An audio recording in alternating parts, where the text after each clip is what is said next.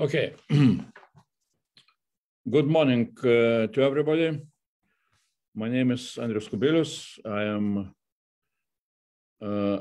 member of European Parliament from Lithuania, former Prime Minister, and so on and so on. And also, I am one of the initiators of informal Forum of the Friends of European Russia, and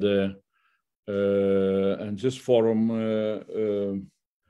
is organizing series of different seminars, and I'm happy that today we have one more important seminar with a topic: the Kremlin, climate change, and geopolitics of European Green Deal.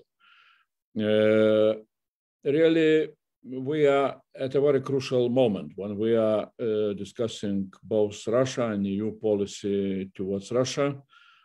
As you know, here were discussions recently in the summit of the heads of the state of Council of Europe, European Council, and we are preparing a special report here in European Parliament on that topic. And of course, we see what is happening in Russia, and we are very much concerned about situation of democracy and human rights, especially before forthcoming elections. So our concerns are based on what we see, and unfortunately also based on our understanding that our statements, our resolutions, our reports are not changing, very much behavior of Kremlin authorities, which are becoming more and more authoritarian ones, and so on and so on. But also we know that what can change behavior of authorities, or how reality in Russia can change itself, is with a reality which is changing around Russia. And one of the major impacts really can come from that initiative of European Union, which has a title of European Green Deal, since really it can change, first of all, the basic, some basic conditions. All of us, we know how much EU is dependent on import of Russian energy resources. As we could see from different statistics, around almost 50% of gas which Europe is using now is imported from Russia. But if to look into longer term future, and especially if to read statistics about how situation can look like in 10 or 15 years time, if Green Deal will be implemented in European Union and around, then really the usage of traditional resources like gas or oil will go down, and that will have, of course, big influence on not only on developments inside of EU, but also on how situation will develop in Russia. What that can change dramatically the whole structure of Russian economy, and at least I can predict that it can change also very dramatically, political structures inside of Russia. So that's what we are trying to see, what we are starting to discuss. And today, really, I'm very happy that we have really very strong team of experts, and starting with, first of all, with Mrs. Susi Dennison, Senior Fellow from European Council on Foreign Relations. And why I am stressing exactly this think tank, because at least myself, I was very much inspired during recent period of time by special study, special report produced by European Council on Foreign Relations with the title, The Geopolitics of the European Green Deal. That's really very, very, very important paper, very influential, and that's what inspired us to have this seminar. Then, as you know, we are very happy that we have Vladimir Milov, who is quite often we can have him on our forums. You know, really pleasure to see you, Vladimir. Safe in Vilnius, you know, for time being, and of course with all your expertise, you know, with all your former and today's positions, being close to Alexei Navalny and also former Deputy Minister of Energy of Russia. I think that really it's good that we have you. And we have Vladimir Slivyak, co-chairman for Russian environmental group Ecodefense, non-governmental observer at the UN climate negotiations since 1995, which is again very good. I have read and I can advertise, you know, Vladimir's articles and papers, also very strong and very good. And we have also Mr. Sacha Muller-Kraenner, executive director from Germany, from Environmental Action Germany. And also we were supposed to have very well-known Russian expert and activist, you know, Ilya Zaslavsky, but unfortunately he was not able to join us. And that is why his comments you will see on chat. They will be put from his recent email. So that is how we shall what we have on our agenda. But I'm very happy that this seminar we are organizing, you know, together with really one more great expert on Russia, on Green Deal and everything else. You know, Sergey S.Lagodinsky, member for European Parliament from Germany, from Greens. And really, Sergey, it's a pleasure to see you. And since we are also together preparing this, you know, report of European Parliament, and we just recently discussed all our ideas and all amendments, including exactly, you know, on geopolitical consequences of Green Deal. So, Sergey, pleasure to see you, and your opening words for this seminar. Well, thank you so much. This is great to see well-known and new faces, for me personally, new faces here in this round. Welcome to everyone. And Andrius, thank you so much for really driving these agendas. It's not just one, there's multiple agendas on that. I also work on Turkey, and I read a similar paper by Susi Dennison also on Turkey. And I want to start maybe with one note. There is this urge within the European Union to look for positive agenda. You know, everyone, all those with whom we have problems, we want to complement the problematic agenda with a positive agenda. I wouldn't see it this way. I think we need an agenda. It doesn't have to be positive. It doesn't have to be negative. We need a strategic agenda, a plan, a goal that we want to achieve with our partners. And that's why, you know, branding it on positive or negative, it's not very constructive. What we're talking here is a strategic set of goals and actions, how we want to achieve them with our neighbors.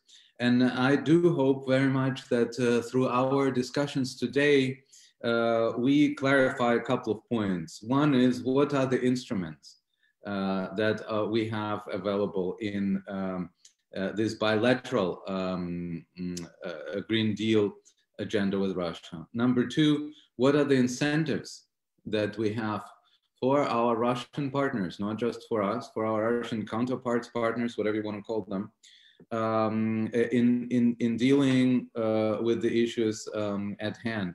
Should this be others instruments of kind of voluntary self-development of Russia, or are those instruments that are more on the disciplinizing part, right?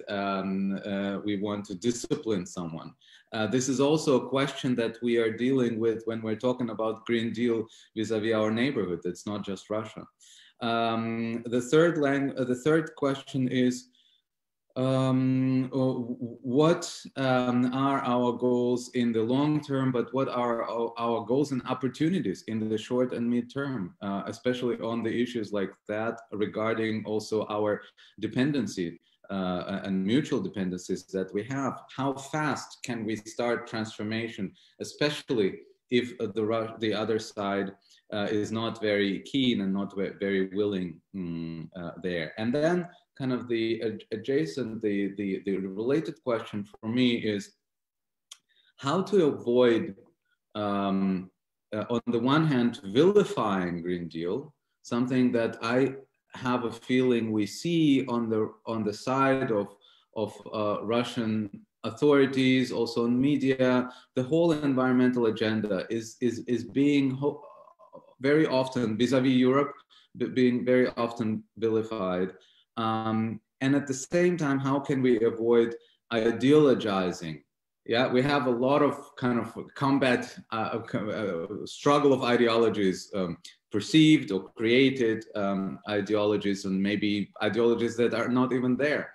But then there is this attempt to have a Green Deal as yet another field of ideological combat. And I'm not sure that this is the right way to go when I see this, especially coming from the other side of the EU-Russia border. So we have a whole array of various questions that we maybe should, just address very honestly and very openly, because we don't have that much time. As you know, the situation that we're seeing now worldwide shows to us that crises come unexpectedly, and this qualitative jump from very long crisis situation to a crisis explosion can happen very fast. So we have to be prepared, and we need our neighbors, especially Russia, to be ready for this. So I'm looking forward to the discussions. Once again, Andrius, thank you for inviting me to cooperate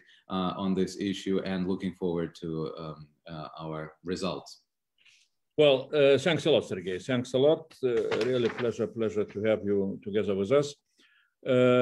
And now we are moving to our speakers. Before that, I want just to mention that we're expecting questions on chat, written questions. There will be no possibility to ask them orally.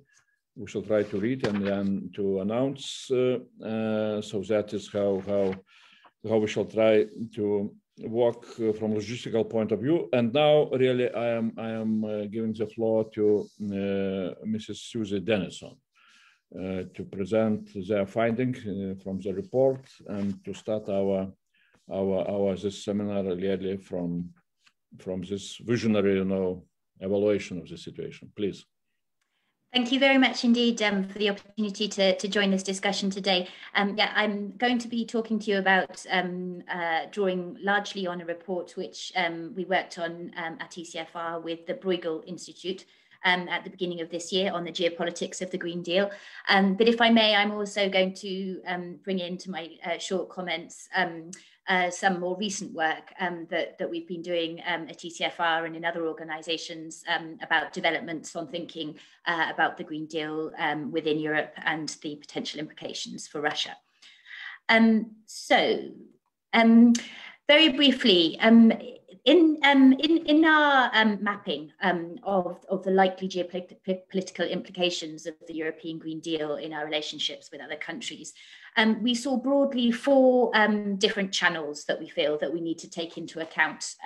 Firstly, the repercussions of the Green Deal for oil and gas producing countries in their broader European neighbourhood, of which Russia obviously features prominently.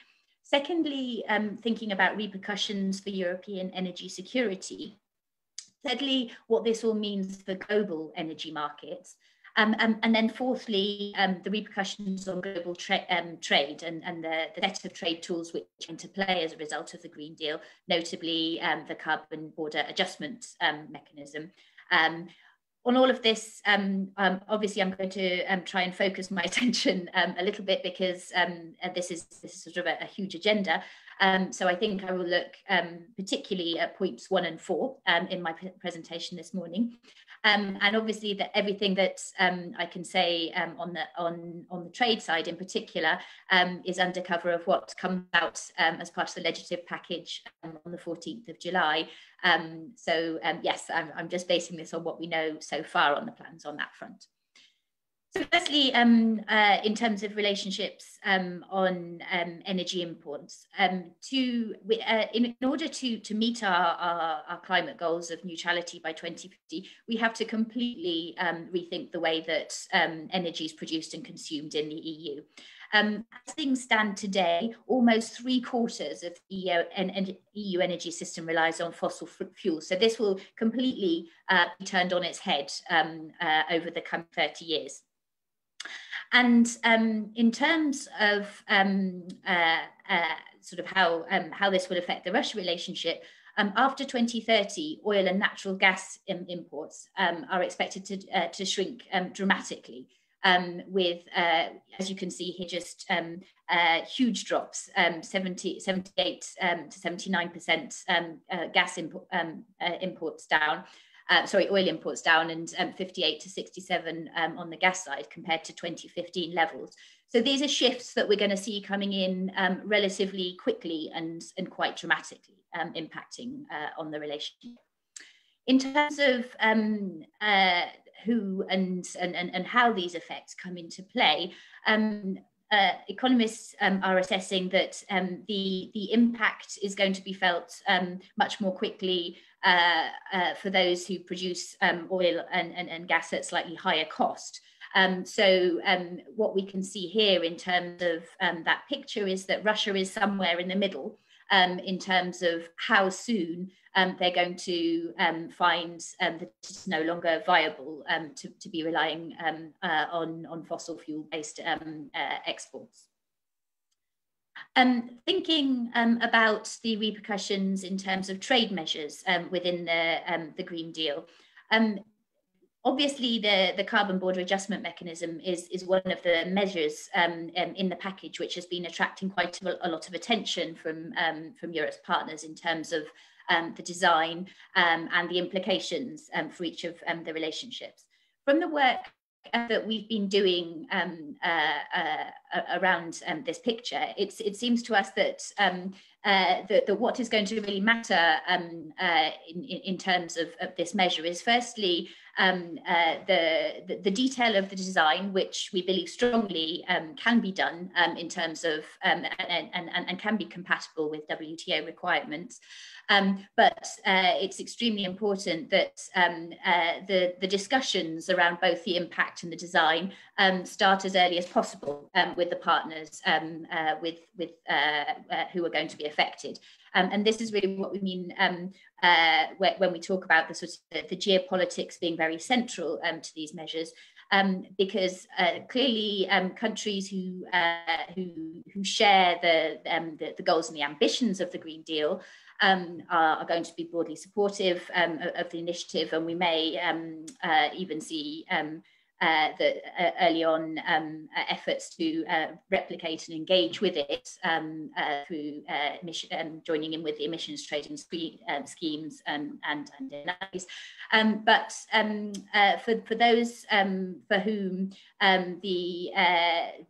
there's not necessarily a sort of a common understanding on this agenda, the effects could be quite dramatic.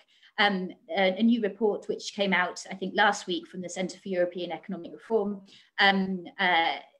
based on the leaked proposals for the carbon border adjustment mechanism, indicate that Russia and Turkey are going to be some of the largest hit countries in terms of the current design of the CBAM, due to the large amounts of iron and steel and aluminium exports to the EU, which are among the sectors which look like they're going to be included from the beginning.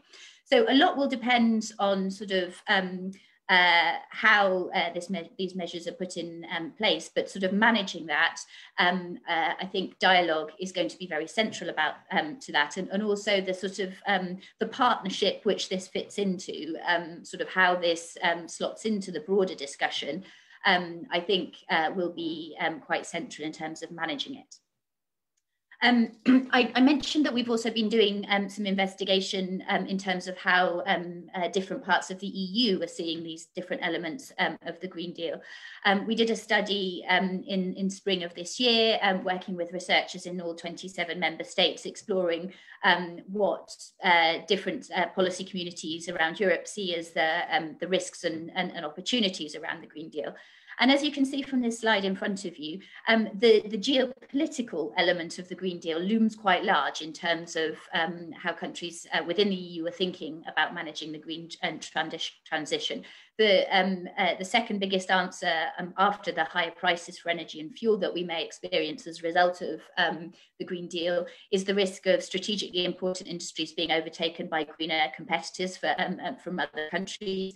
But you can also see very high up in there the challenge of creating new energy dependencies as a result of the green transition, and also the need to rethink supply chains as a carbon border tax comes into play and increases prices on imports. So I think that there is a sort of a desire from within the EU, as well as an interest from our partner countries in sort of thinking through this impact and building the partnership around it. And there you can just see how those largest risks map out in terms of thinking that these are not sort of preserves particularly of a particular part of the EU, but spread quite broadly. But then in terms of the opportunities, again, I think the foreign policy dimension of the Green Deal is quite prominent in the way that member states are thinking about it. When we asked what they see as the potential opportunities in delivering the European Green Deal, as you can see here, the idea of reputationally building up Europe's role as a green leader, and speaking to both national and international concern about climate issues through leadership are among the largest answers on this front, along with the potential economic opportunities. Just very briefly, we asked a question about which other global actors' opinions on climate action matter in your national context. So this sort of speaks back to the point about whether or not we have a common agenda with different countries. The biggest answer almost everywhere, I think that's my next slide, sorry, yes, was China and the US. Clearly this features the most prominently in the way that member states are thinking about it. But it was quite interesting to us that the next highest answers were indeed Turkey and Russia. You can see there's more of a regional concentration in particular parts of Europe in terms of thinking about the Russia relationship within the European Green Deal. But this is very much starting. So I think that's interesting for us to build on in the solutions that may be developed in the discussion today. Just very quickly, also we've been doing some work looking at public opinion across the EU. We did a questionnaire at the end of last year asking about public levels of support for different aspects of the Green Deal. I won't go into too much detail on this today because this isn't the core topic that we're looking at, but I just wanted to highlight to you that although the largest answer in terms of popularity of different measures under the Green Deal package tended to be those around investment in greening public transport systems, linking up Europe. The red bar on the chart on the left is essentially the idea of applying a carbon border adjustment mechanism in layman's terms. And as you can see, this has quite broad support across the European population, and particularly in the Netherlands and France, where it came through as the highest answer. So I think that what that gives us a sense of is the importance to the European public of getting this measure right as well within the relationships with partner countries. So just to close, in terms of what we see at ECFR as being absolutely critical for the implementation of the Green Deal is building a foreign policy action plan in order to manage both the kind of the challenges within the key relationships which Europe has, but also to build up confidence within European states about taking this agenda forward. And we feel that a sort of a visible strategy that we are managing this geopolitically can be quite important for driving up the level of ambition domestically. So in terms of Sergey Lagodinsky's questions at the beginning about what the instruments are and what the possible incentives are in the relationship with Russia. I think we see this very much as being around sort of managing the energy relationship, telling a clear and coherent story about the transition that we're planning to go through in terms of the types of energy that we're importing and supporting Russia in transitioning through that.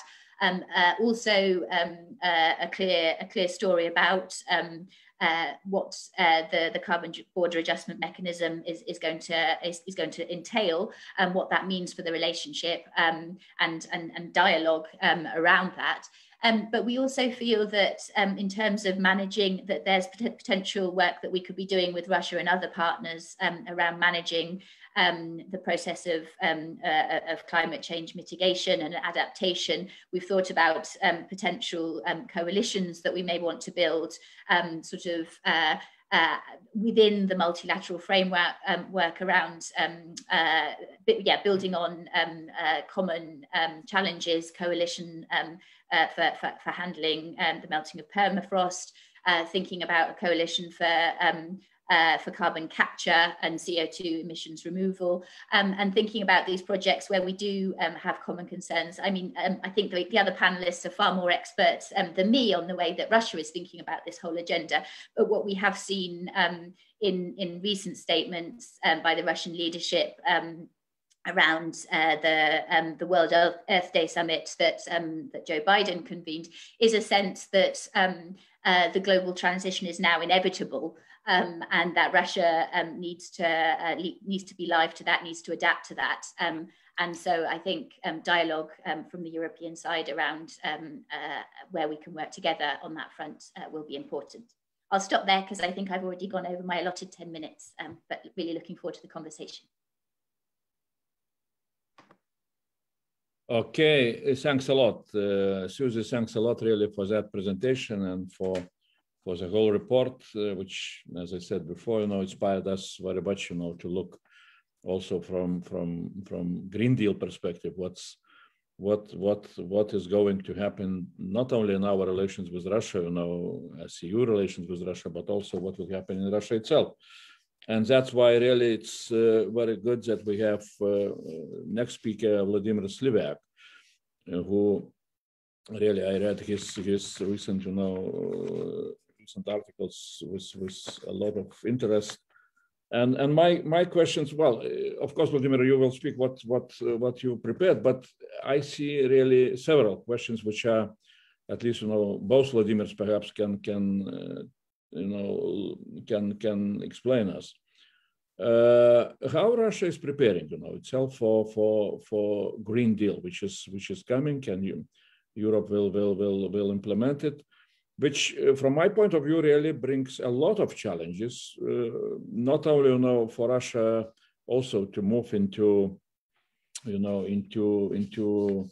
real fight against climate change, where at least I took from Vladimir article that in Russia for time being in energy mix only 1% of energy is produced by renewables, which means that still Russia is not moving into that direction. But also how much the whole things will influence Russian economy in general, because from the ECFR report I see comments about how, for example, Arab countries are preparing themselves for Green Deal and for the change of exports and imports and so on and so on. For me it's not very clear how Russia is preparing itself when 60% of their trade with Europe, which is the biggest, the most important direction for Russian trade. 60% are energy resources. And if what Susi was showing, it's correct prediction that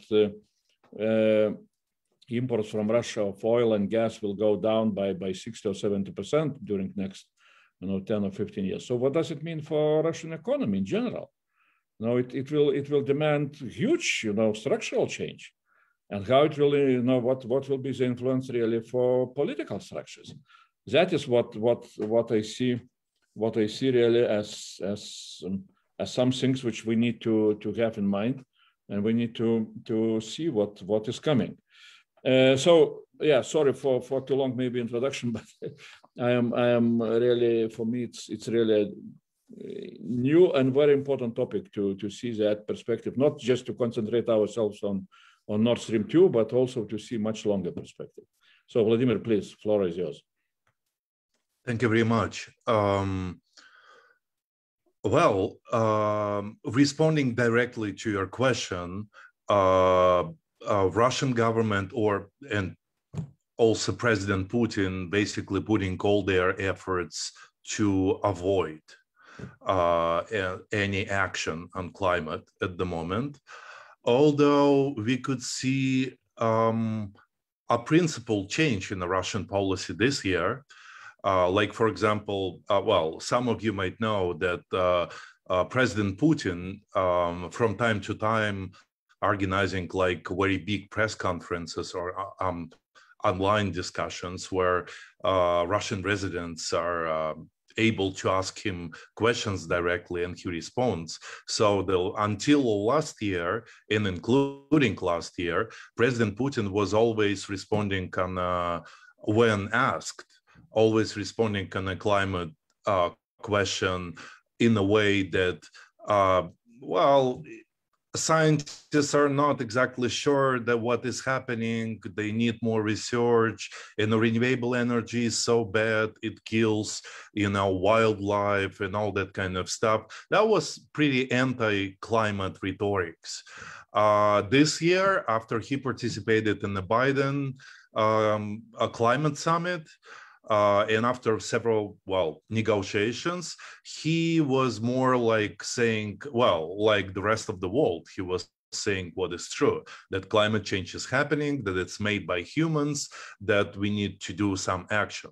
But when you look into what exactly Russian government and President Putin doing when it comes to policy, also climate policies and energy policy, you can see that there is no any real intent actually to change Russian policy, and all Russian government is coming up with responding to issues like European Green Deal and a carbon tax that is going to be introduced in the EU, and all that set of issues.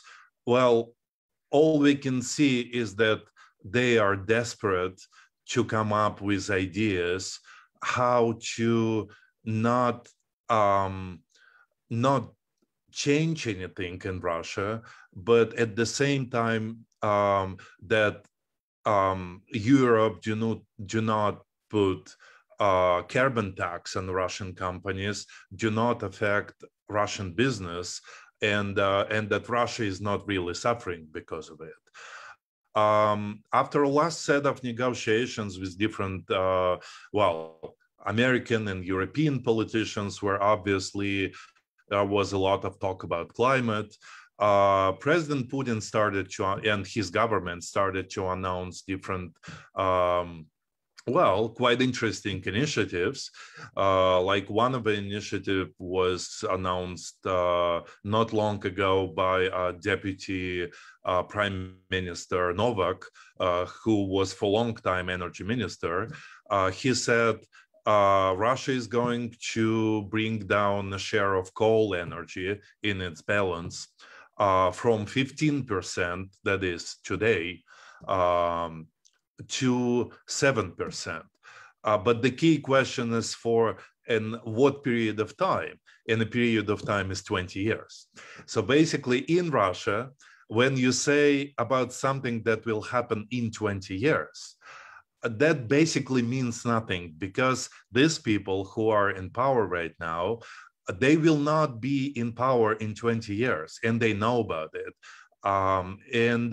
Saying that, well, they will bring a share of coal in energy balance from 15% to 7% in 20 years, in Russian reality basically means nothing. That means that people in power today do not have to do anything. They already promised you, to do something about it. So just, they think they are fine with it. You already mentioned the share of renewable energy in Russia. That is another illustration of Russian policy, is 1%.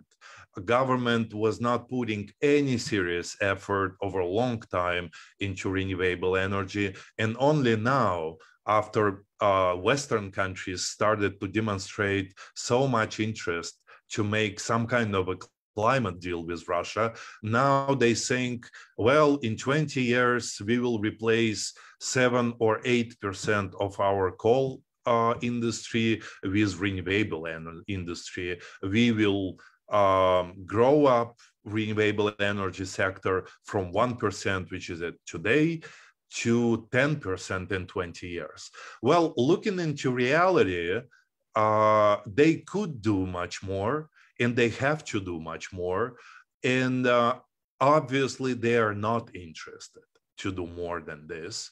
Well, from my point of view, all we can see right now is a desperate attempts to show that they doing something and they will do something, but in reality, we cannot really see any real effective steps that Russia already started to do something. So I'm pretty much skeptical about energy and climate policy, at least as long as this political regime in Russia exists. I don't think they are interested. I don't think they are interested on climate at all. And yes, they are changing slowly rhetorics. They start to speak differently, but I would warn you not to trust this. Because, well, if they would be concerned so much about climate, if they would be concerned about development of renewable energy and the bringing down of a fossil fuel share in Russian energy balance, we would see completely different steps, much more radical steps. We cannot see anything. There is any announcement on oil and gas and cutting down the share of oil and gas. Basically, Russia is mostly dependent on gas. Also quite a lot dependent on oil. Well, coal makes its bid, but it's just 15%. It's not the largest fossil fuel source for Russia. So there is no announcement on gas, nothing on coal, nothing on gas, nothing on oil.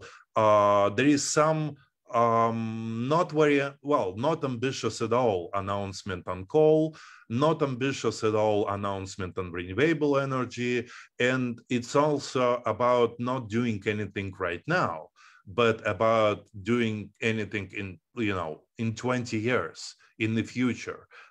In Russia, as I said, 20 years means, and Vladimir Milov, I think, will clarify this more about Russian politics. But in Russia, when some politicians saying about doing something in 20 years, that means they don't want to do anything, basically. And, I have no idea of what could be done to push current political regime in Russia to actually do any real climate policy, effective climate policy, and implement it, except for one thing. Keep on your pressure with a carbon tax. This is what could actually change situation. Because, don't trust any words from Russian politicians that they thinking about climate and they want to do something about climate. It's not true. They are interested in a completely different field.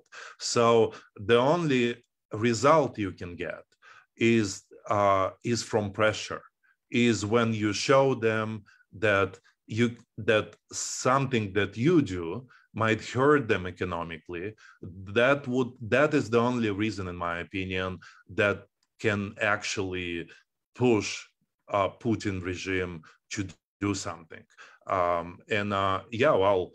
That's basically, well, in the last thing, just to give one more illustration, that is very, one of the best illustrations on Russian energy policy. Last year, Putin signed a decree with the number 666. I'm not joking, it's true. And that was about, the cutting down Russian greenhouse gases emissions down to 70%. In reality, this is not cutting down emission. This is actually growing emission, because the measurement is not from today level. The measurement is from 1990 level. And unlike the rest of the world, Russia in 1990, it was the Soviet Union. It had much bigger emission. Then emission went down quite a lot. And today we are at the level of about 50%, a little bit more than 50% of greenhouse gases emission compared to 1990. So when Putin signing decree about bringing down our emission to decreasing for 70% from 100%, as people not informed might think. In reality, it's not bringing down from 100% to 70%. In reality, it's bringing up from 50% to 70%. The good thing is that Russian economy, I don't think it's actually capable of growing up emission for 20% in next 10 to 15 years. So I don't think it will actually happen. But this is the best illustration. They thinking about, to emit more, to export more fossil fuel, to mine more fossil fuel, and probably to use more fossil fuel inside of a country. They are still not thinking about actually going any green way inside of Russia. Thank you very much. Thanks a lot. Thanks a lot, Vladimir. Thanks a lot for your overview of how really the situation is looking like in Russia itself, and how weak are efforts of government or President Putin, to fight climate change.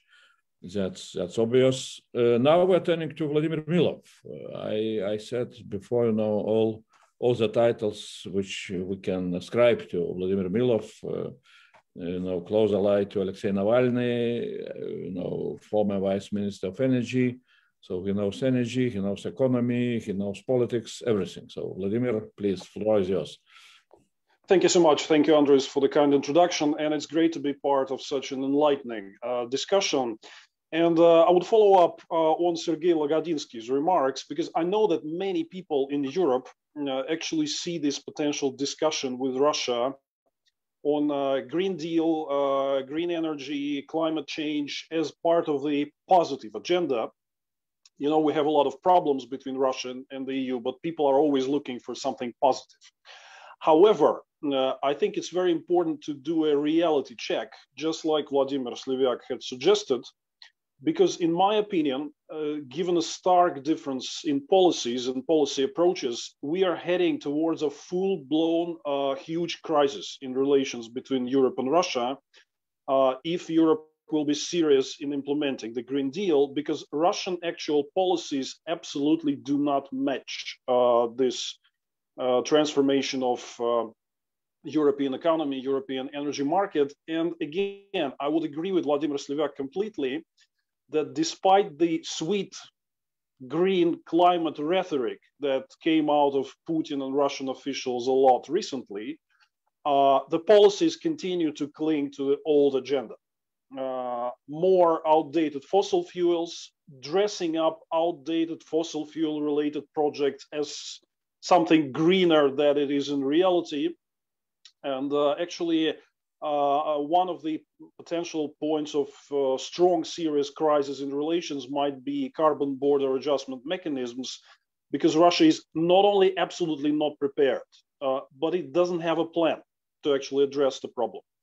You can go back and just study a couple of developments which happened in Russia in the past years. Like, I think 2 years ago, Anatoly Chubais, who is currently Putin's special representative on climate, he vocally said, I mean, he didn't even give a speech or a proposal, but at some conference, he said that in his opinion, we might need to introduce some form of a carbon tax in Russia in order to match up with the European trend of going green and potentially introducing carbon border adjustment mechanisms. Because if we don't introduce carbon tax, then a few years down the road, we'll find that our goods, our exports will be taxed by Europeans, and our export capacity in several sectors will be severely hurt. So that's the right way of thinking, basically, but it was met with huge outcry from across the board. Like, Chubais was trampled completely just for saying that. All the government officials, all the lobbyists, all the media, they were just trampling on him, saying that that's a stupid proposal, it will hurt and undermine competitiveness of our industries, and it's never going to happen. So if you want to take a glimpse about Russian real thinking about carbon border adjustment measures, just, I mean, you have to go back and study these public discussions like that took place a couple of years ago with Chubais' remarks on carbon tax. Like, everybody is against that and nothing is happening on that front, which means that if Europe will seriously introduce carbon border adjustment measures against Russian imports, steel, fertilizers, whatever, what we're going to have is we're going to have a similar type of crisis like we had 20 years ago, for instance. I remember it, I was in government, with aircraft noise requirements. When Tupolev and Ilyushin aircraft was banned from flying to Europe because they were not complying with noise regulations. And there was a huge scandal. Relatively 20 years ago, relations between Russia and EU were relatively normal as compared to today. But that was a huge scandal of the moment. Russia turned to be absolutely unprepared and exerted all sorts of political pressure on the EU to prevent this aircraft noise regulations from being implemented. Now, this is going to happen similarly, but on a much greater level when Europe will begin introducing carbon border adjustment measures against Russian exports. We're heading towards a full-blown crisis because Russia will not be prepared. It's physically, technically impossible in the remaining a relatively short time when you've done nothing on this front to actually make your export industries compliant with these requirements. So the crisis will be there and you will have to get prepared for it. Also, the second part is, despite all the green rhetoric, Russian government, Russian corporations, they're actually trying, what they're doing is they're trying to dress up same old projects, same old stories, as though they are green now and they are compliant with the European Green Deal. Like, if you just Google the news and Russian comments about Nord Stream 2, for instance, apart from the news, what's the status of its completion or the potential sanctions, the other big avalanche of news is that all sorts of propaganda that Nord Stream 2 is actually not built to just simply deliver the gas, but it's going to deliver hydrogen. We're going to build hydrogen plants in Europe, doing the pyrolysis and producing clean hydrogen compliant with the Green Deal. We're going to use Nord Stream 2 pipes to actually organize a reverse transport of carbon to actually capture and store it in Russia. That's all sorts of stories and propaganda that are coming from the Russian officials and media outlets, which is, if you read that, one might think, not knowing what the actual thing is about, one might think that, well, Nord Stream 2 is a green project. It's all about hydrogen. It's all about carbon capture and storage, whereas in reality it's not.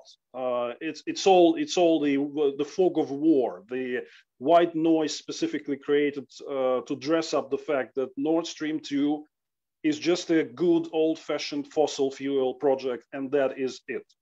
So I think what is important to do on a European part, and my best advice is on how to approach relations with Russia on a EU Green Deal, is that you need to do a serious study, serious analysis of Russian actual official rhetoric and words versus actual policies.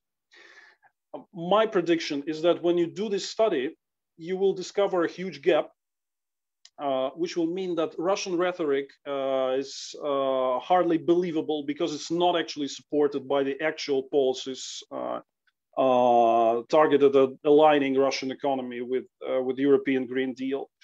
And this gap is potentially explosive because it's going to result. So some people might still say that talking green to Russians, talking climate to Russians might be part of the positive agenda. Yes, as long as it's just talking, and the Russian green rhetoric of late is taken as a face value. If we're just talking, it might be part of a positive agenda. But few years down the road, if the Green Deal becomes really implemented, Russia is not only not prepared, but it's really doing nothing to actually comply with the Green Deal trends, and is going to produce a full-blown crisis a few years down the road. Also, Andrius, you and Vladimir Slivyak, you mentioned obscenely low share of renewables in the Russian energy mix. I would go further and say it's not just 1%. 1% only comes due to rounding. So it's 0 point something. And what is important, if we take out, renewables in Russia are only developed in some specific geographic areas because of local specifics, like geothermal power in Kamchatka or wind power in Kalmykia. If you take out that, with the rest of Russia, most populated areas, renewable energy share is even lower than that. It's 0.00 something. Also, if you take out firewood, which is also counted as part of renewables, it's, I mean, Europeans are lucky to actually heat their villages with Russian gas. Most Russian villages are heated with firewood still. So as a matter of fact, if you take out that, it's even lower. There are no real serious projects targeted at developing renewable energy inside Russia, for one simple reason. Russia is run not by Putin and his government. Russia is run by corporations, big corporations affiliated with top people in the country. And they have no interest in developing renewables because they not even nearly deliver the same margins as fossil fuels and some traditional industries, right? And they want margins. So 20 years ago, I was chairing the interministerial working group in the Russian government, developing an energy strategy to 2020. And it was always the case. Corporations were sitting at the table and essentially dictating the terms to the government of what should be written in there.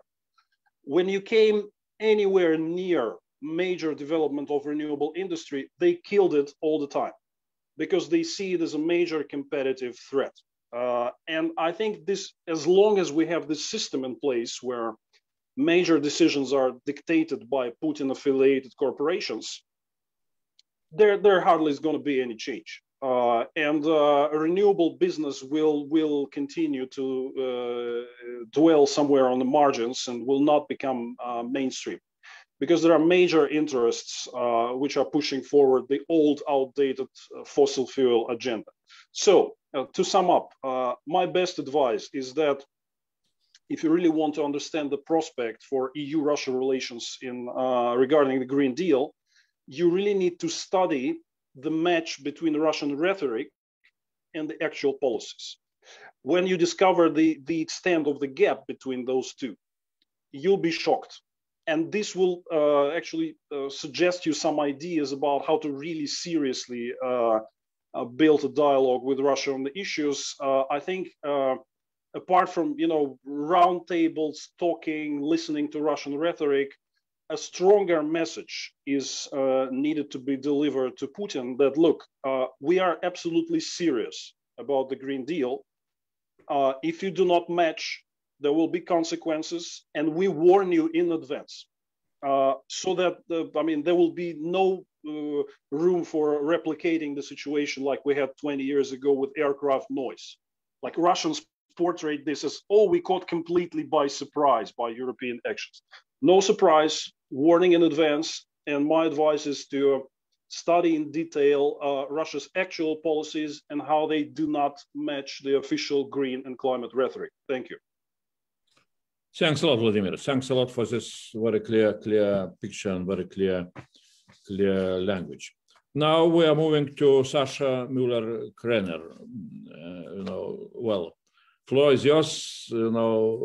German Greens, and ecologist expert. So please, Well, thank you very much for the invitation, and maybe about my organization, Environmental Action Germany and Deutsche Umwelthilfe. We are one of the leading environmental NGOs in Germany, I would guess. We run a lot of campaigns on German and European energy and climate issues. And one of the most prominent campaigns we had in the last years was our legal and political campaign against the Nord Stream 2 pipeline. And let me just maybe use that as an entry point to my little comment, and then go from there. And there are all kinds of reasons why Nord Stream 2 is a problematic project, and I do not think I have to explain that in that context. But one of the reasons that has been overlooked for a long time is that it's a disaster from a climate policy perspective. So this pipeline is the largest fossil energy project in all of Europe. It carries by full capacity the equivalent of 97 million tons of CO2 to the European market in every year. This is already today 13% of carbon emissions in Germany. By 2030, it will be more than 20%. So when you just look at the size, at the volume of the gas that is being transported to European markets here, and when you compare it with all, and same thing here, you have to compare what politicians say and what they actually do. And when you compare that with all those publicly stated commitments to climate neutrality by 2045 in Germany, then you already see that this pipeline doesn't fit in the picture. So if Germany wants to be climate neutral by 2045, it cannot open a new pipeline that adds another 20% of CO2 emissions to the German budget by 2025. And by the way, this is a pipeline that would have a lifetime of 50 to 70 years. So this is number one. It's incompatible from a climate perspective. And it's very simple. Either you want to have a climate policy or you will want to have Nord Stream 2. So this is the stark choice that we are pointing at. This is something that we put at the center of a political campaign that we run leading up to the German national elections in September this year. I think the Green Party, of which I hope it will end up in German government, I guess Sergey shares that hope, has understood that point very, very clearly, and we're working on the other ones. But we also run a legal campaign. We have sued the two licensing authorities, and we had a constitution court ruling in Germany that has on climate policy that has defined a very limited carbon budget that remains. We have argued that the current permits for both the construction of the pipeline, which is not yet finished, and it's not yet finished in German waters, and the operation are not valid anymore because they have to be reviewed under constitutional law.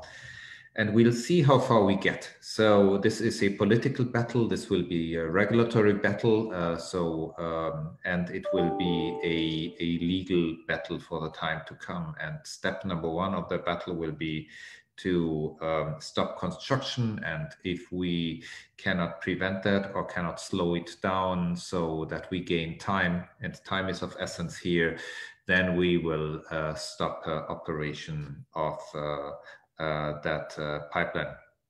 And let me at this point maybe build on something that Vladimir has said. So I'm always hearing those technoid fantasies too, that this is a pipeline that has dual use capacities, that it can be used for hydrogen or that it can be used for CCS. Technologically, all kinds of things are possible. That's true, but it seems unlikely to me that a pipeline that starts at the Russian gas fields in the Russian Arctic and ends in the German gas grid is being used for hydrogen or for something else. It's a gas pipeline. It connects a gas field with gas consumers, and it's nothing else. And everything else is just propaganda to sell a project that is increasingly unpopular. Let me point to another thing, that one increasing concern in European climate policy is methane. The methane strategy is an important piece of the European Green Deal, and methane emissions are increasingly being considered as a key piece of any meaningful climate strategy. One key source of methane is natural gas. Methane emissions have been underestimated in the past. They are new satellite data. And surprise, surprise, those satellite data, they differ significantly, up to 60 or 80% from the data that Gazprom has given the licensing authorities in Germany. So I would say that Gazprom has given us wrong numbers. And so we need an independent evaluation of the methane emissions that are coming from the Russian gas fields. And then we also have to recalculate the climate effect of the gas coming through the pipeline, also compared to coal. And it will turn out, that is what I would suggest, that the gas coming through the Nord Stream 2 pipeline is not only a disaster for the climate, but it's not even better than coal. So this is one point. Now, there are all kinds of arguments against Nord Stream. The argument that I always hear in the German discourse is, yes, you're right, but it's the only thing that we still have with the Russians. So, and we need the positive agenda Sergey talked about. And I agree with Sergey that we should have an agenda. And it's always better when the agenda is positive than when it's negative, but first we should have an agenda. But let me just say, so if you're desperately seeking a positive agenda, I personally believe that collaborating on energy policy, on climate policy, well, I would have some ideas. And the first idea obviously is, and Vladimir already pointed out, that the share of renewables in Russia so far is very, very low, but the potential is very high. And if we would have a conversation, I would envisage that conversation, no, we will not finish this project. We will not finish Nord Stream 2. We will, by decreasing volumes of gas from you over the next 2 decades, because we have made a firm commitment to implement the Green Deal, and that includes not burning gas anymore beyond 2045. But we are still interested to have an energy collaboration with you. But that energy collaboration has to be based on renewables. And if that energy collaboration is being based on hydrogen, it must be hydrogen produced from renewable electricity, green hydrogen, not hydrogen being produced from natural gas, or even worse, hydrogen produced by Russian nuclear power plants. So those energy partnerships and hydrogen partnerships, the German government right now is developing with a number of countries in the neighborhood of the EU. So Stiftung Wissenschaft und Politik, the German Institute for International Relations, has suggested such a renewable energy and hydrogen partnership, not only with Russia, but also with the transit countries for the current gas trade, which would be Ukraine, and maybe at a point in the future, which is hopefully not too far away, also with a democratic Belarus.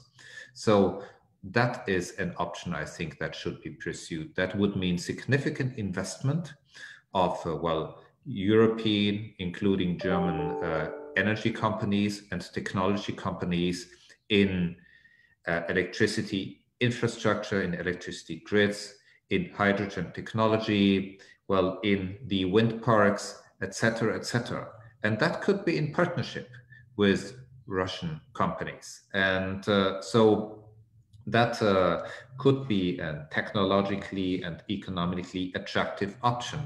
What we should make clear that the option to continue to export gas will be off the table, so that this is the alternative and let's talk about it. And if you're not interested, then we're very sorry.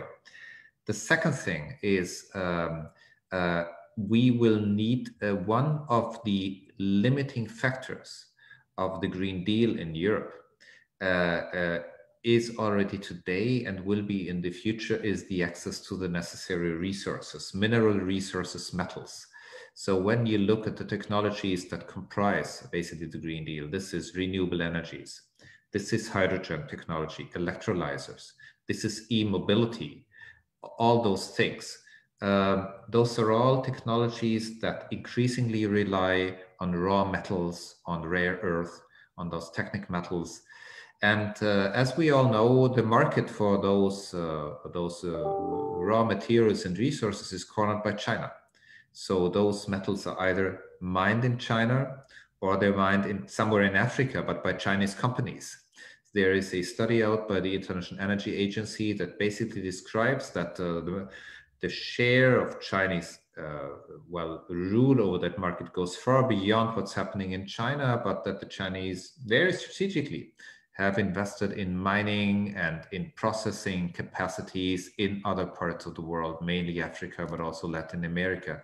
For Europe, obviously, this has created new dependencies, and they are a country with a strong mining tradition, and probably all those minerals and metals on its large territory come in. So now developing well, technology partnerships for, well, creating new delivery chains for those critical materials for the Green Deal and for a climate change technology in Europe. That could be another thing to talk about. Again, I would never argue we should only do that with Russia. Would create the same dependencies as with China today. We should do that with partner countries like Morocco, like Algeria, and so on and so forth. But I would definitely say that this is something where there could be a mutually beneficial collaboration between the EU and Russia, because at the end of the day, when you talk about a common agenda, there must be things that we want and there must be things that Russia wants, and those to me seem to be some ideas, and I would be very interested in comments and reflections on that. Last but not least, maybe to finish, the EU has developed this format of, well, hydrogen partnerships, of renewable energy partnerships, of resource partnerships with other countries. I think that's a great model, because that is a model that doesn't only match partners and companies, but that can also be, well, matched with the support mechanisms, the financial support mechanisms that the EU and the member states have in place. And I would also be very happy when that would not only be an industry to government conversation and an industry to industry conversation, but also a conversation where the views of civil society, and in particularly, obviously, environmental organizations like ours or Ecodefense, are being heard. Unfortunately, dialogue between civil society, between the two sides right now is in a difficult state. As you know, the Petersburg dialogue, for example, between Russian and German civil society has been put on ice because Russia blacklisted some of the participating civil society organizations. I'm not yet on that blacklist, but that's only a question of time, I guess. So, but those formats, in fact, are very important, because I don't want a partnership between our countries to be only a partnership between governments, but a partnership between society. So let me leave it at that, and I'm looking forward to the discussion. Well, thanks a lot. Thanks a lot. Really, very, very interesting, presentation, and a lot of thoughts are very, very, very similar to what we are discussing on our side. Now, really, we have something like 20 minutes, for questions, for discussion, for comments. I'm looking to panelists, I'm looking to chat. There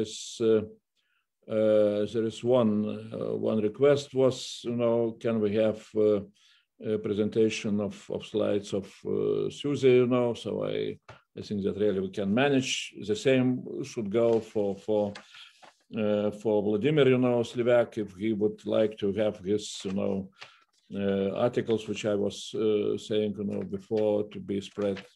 Just give us, links, and to everybody else, I have, maybe, well, we can move into discussion and starting from ourselves, raising some questions or some comments. And I'm looking also to Sergey, if he would like to jump in. My question is very simple. On this positive or whatever agenda, So if really we're serious on Green Deal, I hope that we're serious, in Europe, So what does it mean, for the topic which we were discussing, EU and Russia, and situation and developments in Russia? First of all, if really we're serious in moving out from oil and gas imports would diminish, gas consumption would diminish by 60% after 2030. That's really quite an impact also, on imports of gas, where Russia still now was number one, exporting gas to European markets. Second, if we're serious on carbon border adjustment, and we know that for time being, what Vladimir, well, we need to use Vladimir Slivyak or Vladimir Milov to name, because we have two Vladimirs. So what Vladimir Slivyak was saying, that Russia is not preparing itself to that, development, which means that, they will be either pushed to pay, carbon border adjustment, or things will be going in a very bad way. And then, if we're serious on really inside of EU with Green Deal on development of real industry of green hydrogen, which I do not see how really Russia can move into that direction with renewables at 1%. And if really we shall defend our markets from any kind of different hydrogen, blue or gray, or whatever, then what does it mean? It means that really Russia will face big challenges in the future.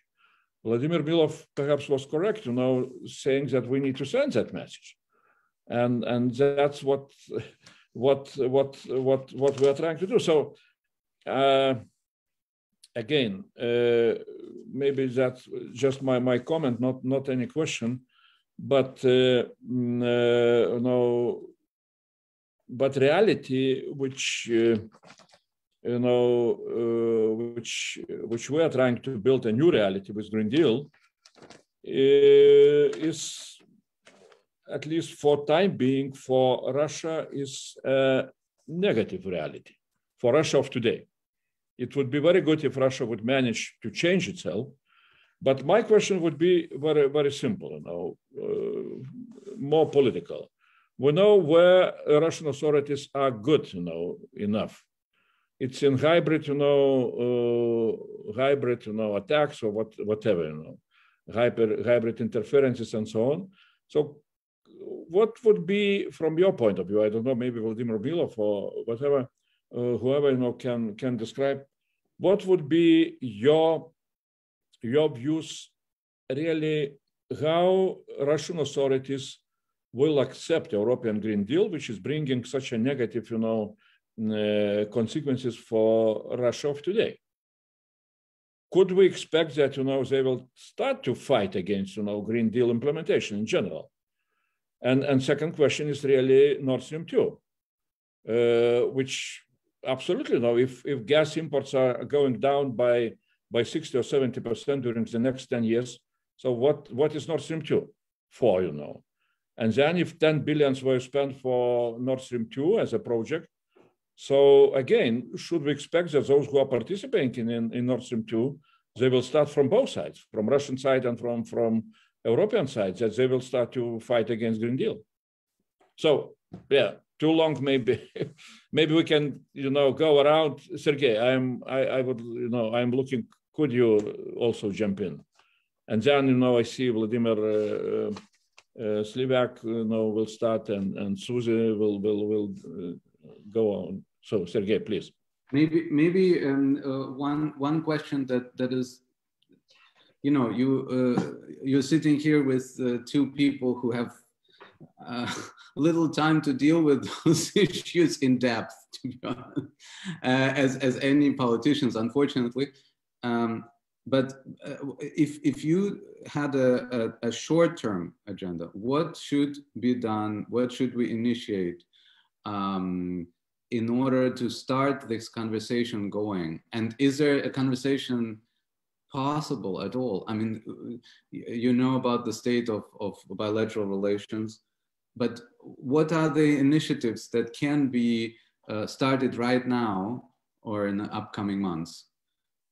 From your perspective, in order to tackle those issues? Because what I'm seeing is we're talking about this, we're writing papers, they're good, but of course we cannot do it unilaterally. We need a bilateral action, and it's not clear to me how strategically such bilateral action, apart from warnings and teaching someone, can be.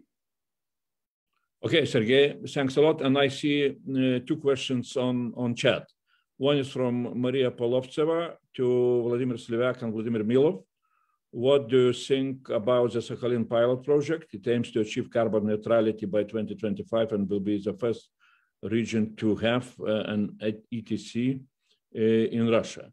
And another one from Roman Kovalchuk to all the panelists. Don't you think that slower phase out of coal-burning power generation and extended consumption of fossil fuels in road transport, agriculture, and industries in Central and Eastern Europe may be competitive advantage of this region in midterm by 2035, 2040?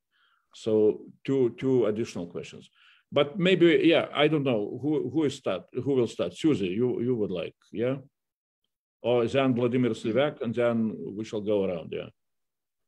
Yeah, no, I mean, the point I wanted to make is listening to the interventions today, which has been extremely illuminating. My big takeaway is that clearly Russian policymakers' calculations are based on the fact at the moment that they don't believe that Europe is serious about the Green Deal.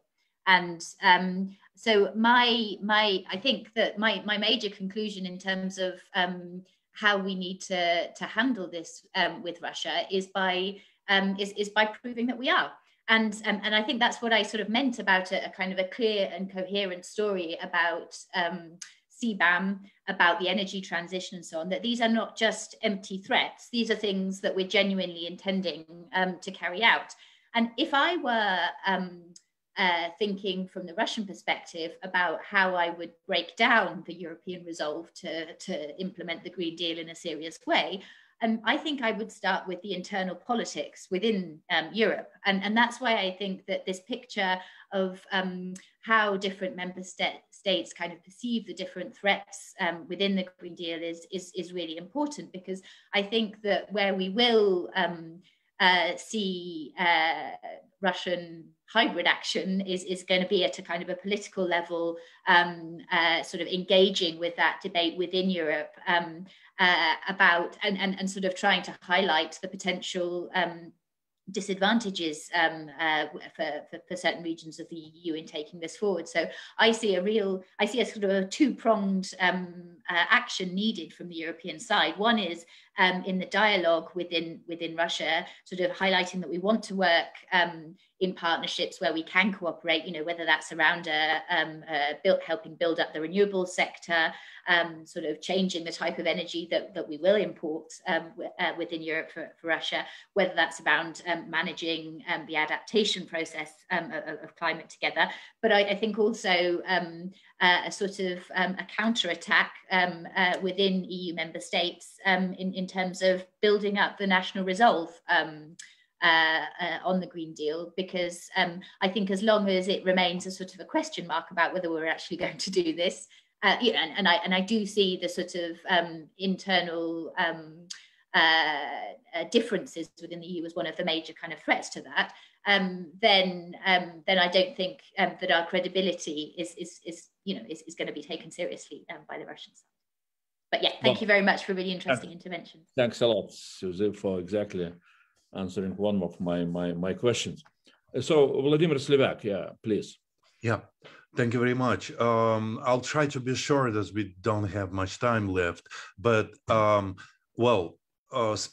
responding to our question about Sakhalin, where they introduced a system of trading emissions, that kind of thing. Well, this is clearly an attempt to show, mostly to the EU and basically Western countries, that Russia is doing something.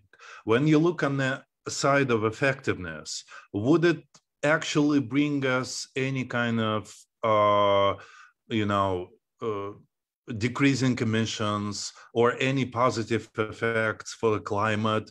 I don't think so, actually. Well, I mean, of course, we have to see what will happen there, but I can hardly see how the introduction of this, trade system about emissions would actually help climate and would actually help to bring down emission in Russia. I don't think that will happen. That is clearly just the thing made up to show to Europeans that we're doing something. So please don't introduce your carbon tax right now, because we're already doing, we are good. This is what's happening. But very important thing that needs to be mentioned here, and Sacha Kramer already mentioned this very, very briefly, is that Russia proposes to other countries as a climate technology, a nuclear power. There was an announcement about big plans in Russia to produce hydrogen, and obviously the hydrogen will be produced, if it happens, mostly with nuclear power, maybe with fossil fuel as well. It's very important on the European side to stress one more time very clearly that no one in Europe would be buying hydrogen produced not from renewable energy, because this is what Russia is trying to do right now. They're thinking, they decreasing emissions, they think about climate, so they would need more energy because they will shut down their coal plants and the gas plants and everything, so they would need an energy. And what it will come in the end? They will need energy. So in the end, they will anyway buy our energy one way or another. This is a way of thinking of Russian politicians. This is what you have to confront, to show them, no, that will not happen. Recently, just I think yesterday or a day before, there was an extremely important article on Bloomberg that Hungarian energy company that is very closely linked to Mr. Orban and some unknown Polish businessman proposed that nuclear plant in Kaliningrad, which was frozen after a big environmental campaign that my organization was part of, that they proposing to invest money, so basically to give money to Rosatom, so it restart the construction of this nuclear plant to supply EU with this nuclear energy. I mean, this is another well, obviously there is Rosatom and Putin government behind this attempt. And I mean, Mr. Orban is very close to this. So this is good indication that Putin is somewhere close to it. And I would guess that if such thing would happen, it would be Russian money given to Orban. And then from Orban's energy company, it would be invested in this project. But anyway, this illustrates very good the thinking of a nuclear industry in Russia. And I should say that it was not a long time ago that Russian government actually said that on international level, they will promote nuclear power as a climate-friendly instrument, like the main climate-friendly instrument for the rest of the world. So they want you to buy their nuclear reactors because they will promote it as a climate-friendly technology. Don't ever do this because that will put you in dependence from a Putin regime, nuclear fuel, and a nuclear specialist. But the illustration of nuclear industry in Russia, of their way of thinking, is it's actually very interesting. When they were building nuclear plant near Kaliningrad, they thought one way or another, Germany will buy this energy because they're shutting down their nuclear reactors. And they were pushing very much different parts of a German industry to actually promote and lobby this idea. It didn't work out. They decided to do this with Lithuania because they thought like Lithuania shut down Ignalina nuclear plant. It doesn't have enough energy. So, okay, they are anti-Russian and everything, but in the end, they need energy. So they will buy energy from Kaliningrad nuclear plant. It didn't work out. So now they're doing the same thing with Poland. They now putting up this idea, that we don't even need money from you, just allow us to build power lines to export nuclear energy to European grid. So this is the way of thinking about climate from a Russian side. And it's very important because if you show them that will not happen, then another nuclear plant on the border of European Union will not appear. One in Belarus already appeared. If you don't want another one on the border of European Union, you have to show clearly and to say clearly to Putin regime that you will not allow those power lines, you will not allow nuclear energy as a climate instrument in the EU. That is very important thing to do right now. Thank you very much. Well, thanks, Vladimir, especially on that last topic on nuclear in Kaliningrad, because for time being, during the last decade, we have seen Rosatom initiatives, to build new nuclear power plants exactly on the Lithuanian border. One in Ostrovets, in Belarusian territory, another one in Kaliningrad. So really, it's quite. I would say we can understand what are the reasons, but nevertheless, this is another topic, So, Vladimir Milov, please, perhaps final comments and answers here. Yeah, thank you. First, on a Sakhalin project, it's very important because it illustrates the whole scheme. On one hand, it's a low-hanging fruit project because they are aiming at shutting down absolutely outdated coal-fired or diesel-fired power and heat generation. Should be done 20 years ago.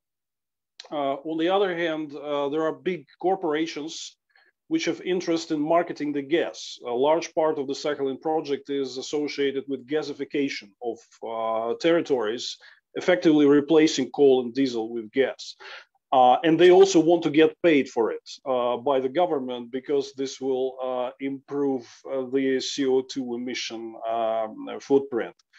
The big question here is why not shut down coal-fired generation in Krasnoyarsk, which is suffering. I mean, just Google black sky in Krasnoyarsk. My producer of my YouTube channel is from Krasnoyarsk. She says to me, I cannot fly back home because I cannot breathe when getting out of the airplane. That Sakhalin thing is a very good illustration that really there are clear corporate fossil fuel interests behind, and is something that is dressed up as a climate positive pilot thing, but in reality, this is just, they have been looking around like, what do we have in the fossil fuel industry that can be dressed up like a big climate pilot achievement? And there you have it, right? So you got to look deeper into it, read behind the lines of this climate positive rhetoric, and really look into what this project really is. Now, Andrius, on your question, and generally on the question about do we have some positive approaches? Well, I can offer some idea, which I think will be a good idea for Russia long-term strategically. Development of new green energy reality would require production of a lot of stuff for it, like, you know, wind turbines, solar panels, hydrogen units. You need to produce it all somewhere. So my idea for a long time for Russia was to integrate into this global production chain of all the hardware equipment necessary for green energy. So I think, honestly, on the European side, not only, like, forget about Putin for a minute. If you'll be talking to a normal future Russia, what do you have to offer? You have to say, look, we're going to be going green, but it's going to take a lot of contribution from various new industries producing all that stuff. So you can take part in the division of labor. And we might be ready even to support some projects in Russia, creating jobs, which will contribute to this supply chain, green energy supply chain across Europe and across the world. You will be able to develop a new competitive industry in Russia, generating good 21st century jobs, not fossil fuel jobs. Important, fossil fuel industry does not generate too much jobs. It's less than 2 million jobs in the whole Russia. It's just a few percentage points of our job market. Now, green energy can create a lot more jobs. So that might be like a positive setup for a dialogue. You will not only suffer in terms of losses in the fossil fuel and traditional industries, but you will have an opportunity to create a whole new industry which will be competitive, export oriented, and create a lot of positives for the Russian economy. But honestly speaking, I don't think that, and you might still offer that, but I don't think that you will be able to achieve anything positive with Putin. So realistically, you might have some positive stuff on the table to offer, but you have to prepare seriously for a crisis.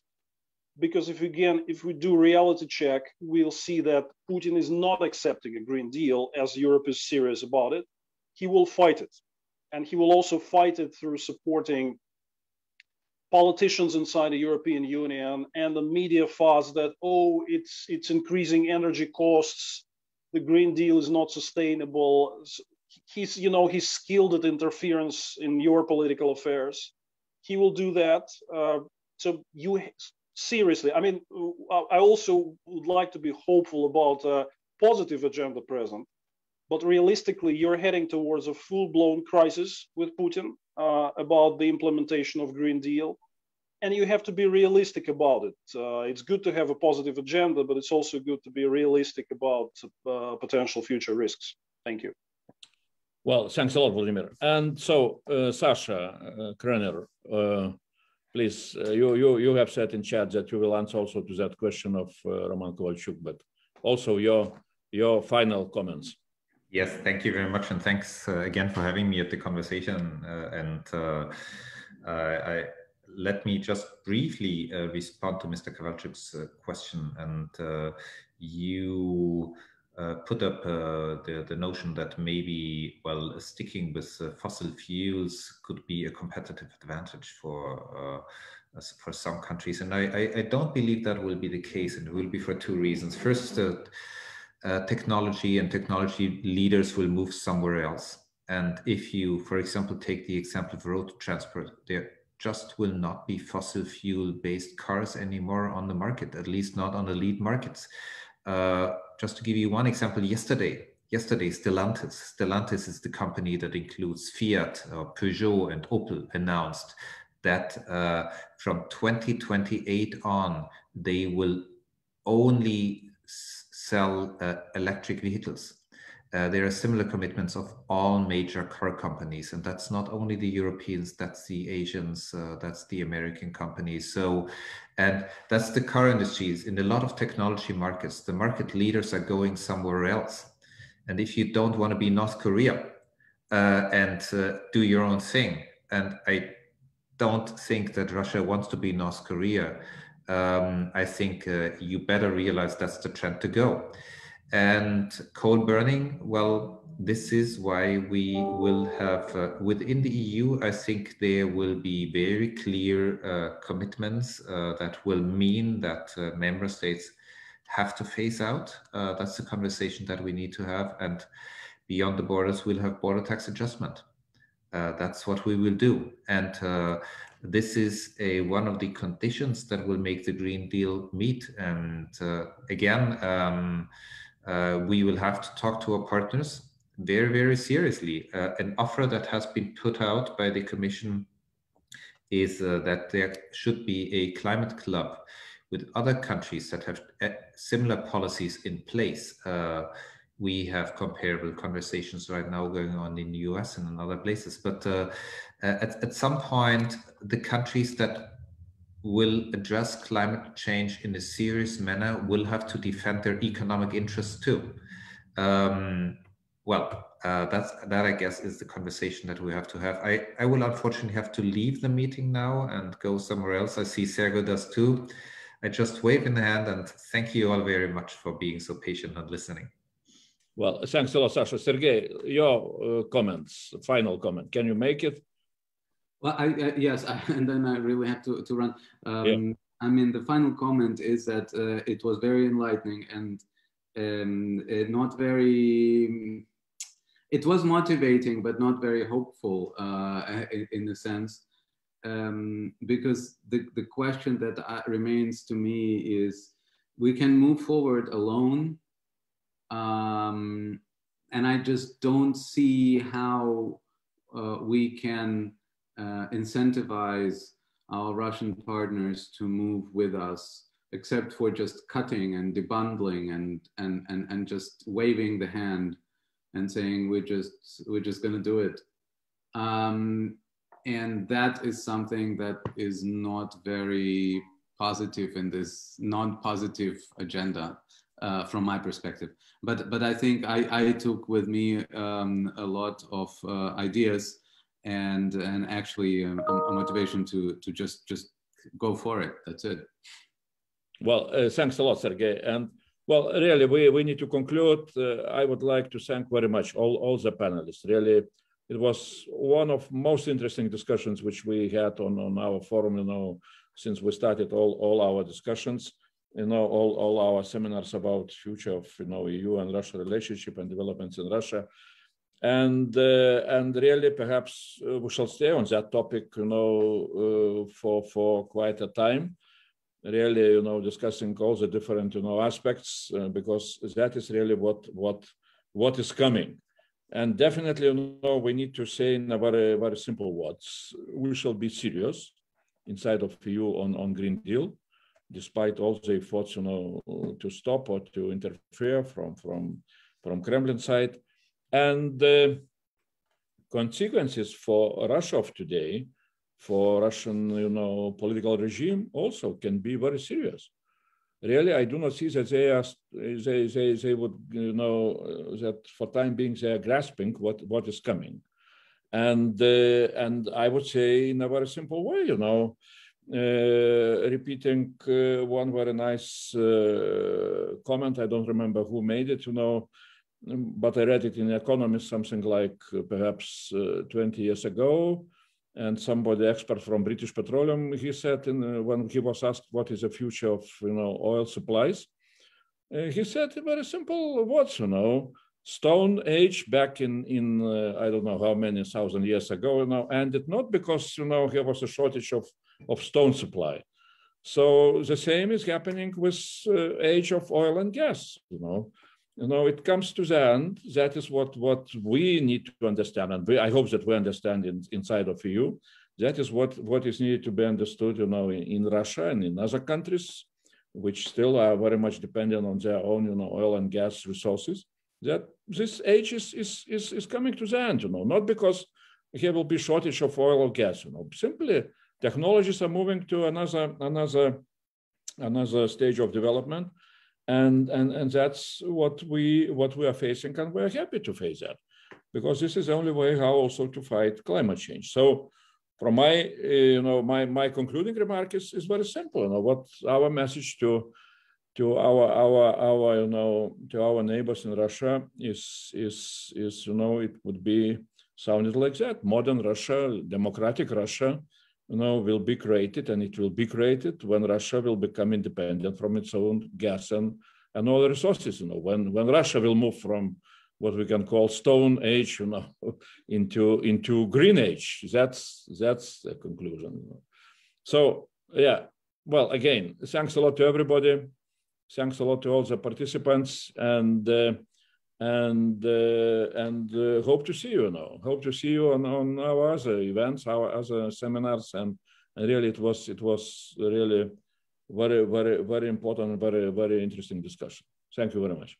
Thank you. Thanks. Bye-bye. Thank you. Bye.